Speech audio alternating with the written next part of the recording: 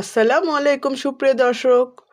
আজকে আমি রান্না করব সিম আলু আর টমেটো দিয়ে খুবই মজার এই সবজিটা। চলুন পুরো প্রস্তুত প্রণালীটা দেখে নেওয়া যাক।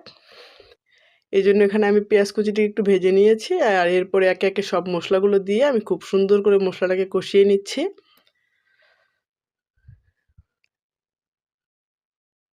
মশলাটা সুন্দরভাবে কষানো হয়ে গেলে এর মধ্যে আমি দিয়ে দিচ্ছি প্রায় 2টার মতো টমেটো কুচি আর কিছু পেঁয়াজ কুচি।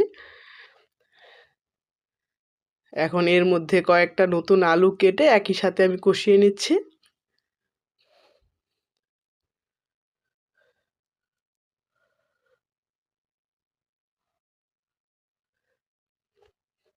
আলুটা যখন 50% কুক হয়ে যাবে তখন এর মধ্যে আমি আগে থেকে ধুয়ে রাখা সিমটাকেও দিয়ে নিব।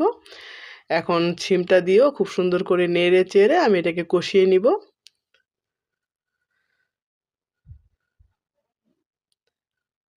আর এখানে কয়েকটা কাঁচামরিচ দিয়ে নিচ্ছি।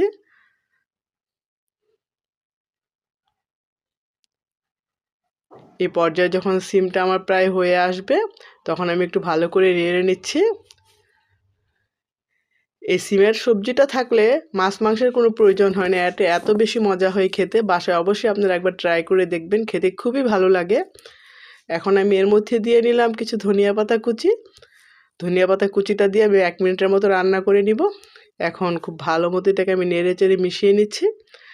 আর সব কিছু খুব সুন্দরভাবে মেশানো হয়ে গেলে এখন আমি নামিয়ে নিব। আর নামিয়ে নিয়ে পরিবেশন করব খুবই মজার এই শীতের মধ্যে সিম আর নতুন আলু দিয়ে এই সবজিটা। আল্লাহ হাফেজ।